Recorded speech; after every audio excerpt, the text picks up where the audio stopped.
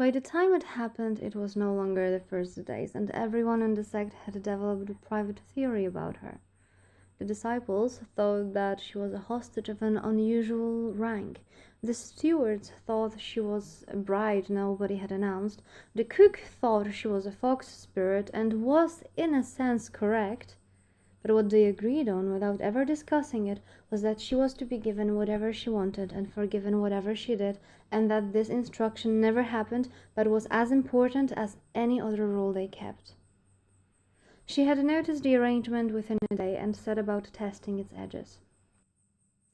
She wore his robes, not by mistake, she had her own, and his were too long and she wore them anyway, sleeves dragging, because they were his, and it annoyed him, and annoying him had become the closest thing she had to an occupation right now.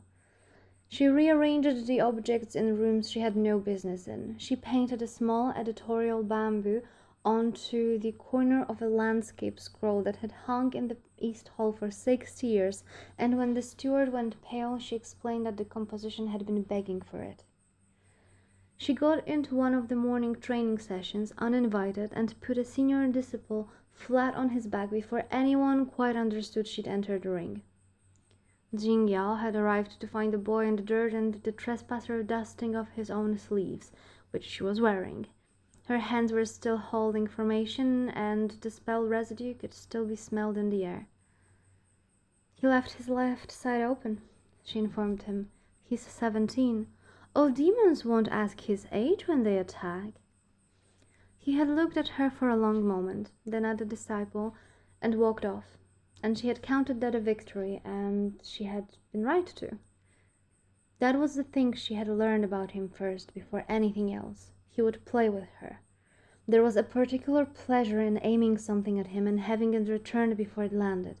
He was quick, she was quick. Neither of them looked away first, on principle, and it had become a kind of ongoing competition between them, ever since they got to know each other more before coming here. But sometimes he wouldn't. Sometimes, when she crossed some rules, he went cold. Not loud, not cruel, he simply withdrew all of it.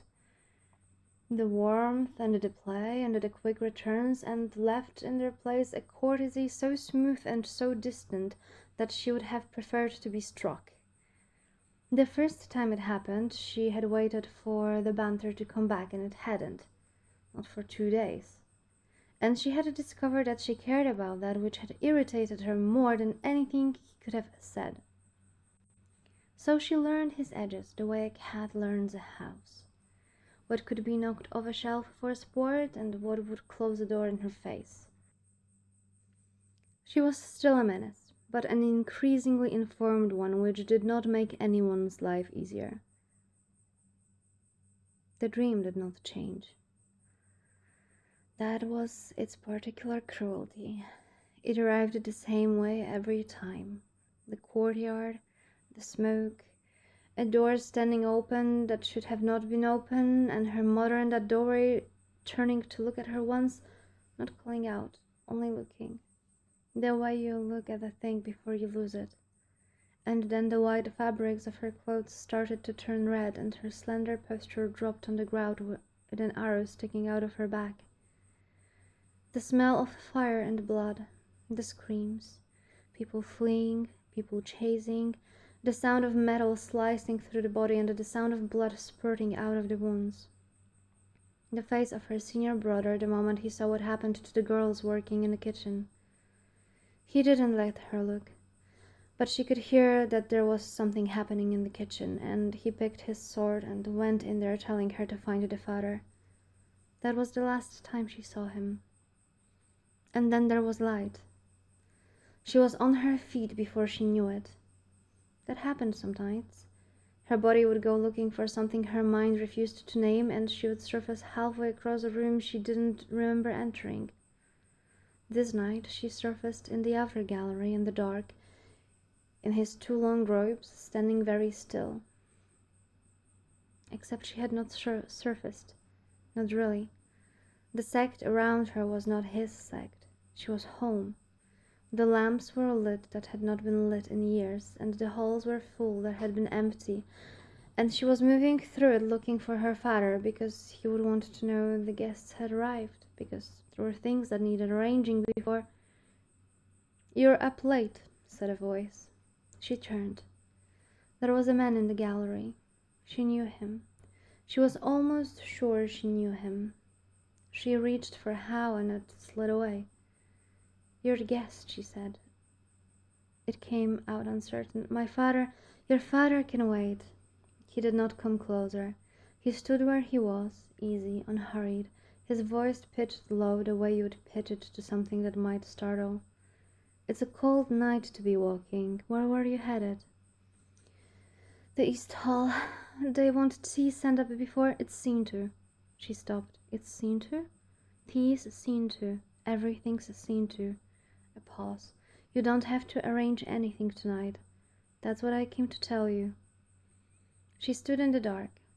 "There's a great deal to arrange. You don't understand. If it isn't ready by—" "What's the floor under your feet?" he said. She blinked. "The floor," he said again, mild, certain. "Under your feet. What is it? Tell me." "Stone. Cold stone." "Good. And the air. Is it warm or cold?" "Cold." "How cold? On which side of you?" "The left. There's a draft from the—" She stopped. There was a window. She could feel it. A specific window in a specific gallery in a place she— "From the gallery window," she said slowly, "the one that doesn't close right." "That's the one." His voice hadn't changed, but something in the room had. "You know that window. You complained about that window. Loudly, to me. Where are you standing?" And the world turned over, quietly, without breaking. She was standing in the outer gallery of a sect that was not her father's, in the robes that were not hers, in the middle of a cold night, a long way and a long time from the courtyard and the smoke and the door that stood open. She was here. She was only here. Her heart was going very hard and her face was wet, and she had not known either of those things until this exact moment, arriving in her own body like a traveler coming in late from the road. He had not told her they were dead. That was the thing she was yet to understand and deal with.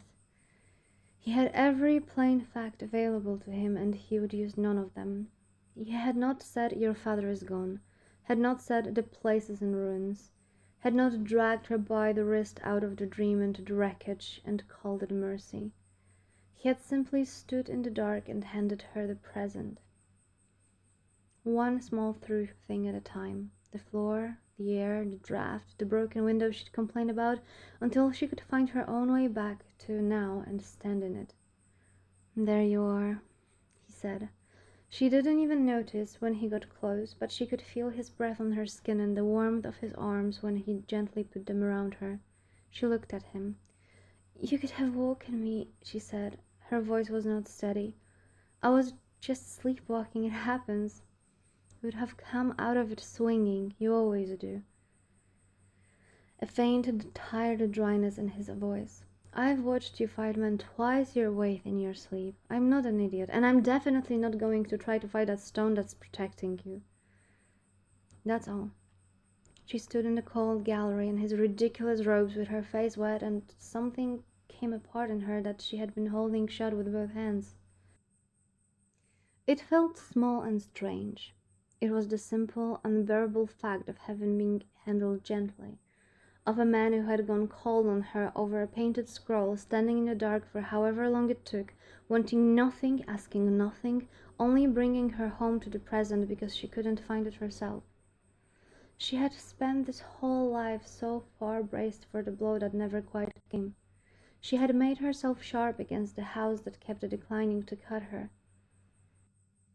And here he was, at the worst hour, being, of all the things she had no defense against, kind. And then her body lit. It came the way the stone's takings always come, except she had never gathered one like this.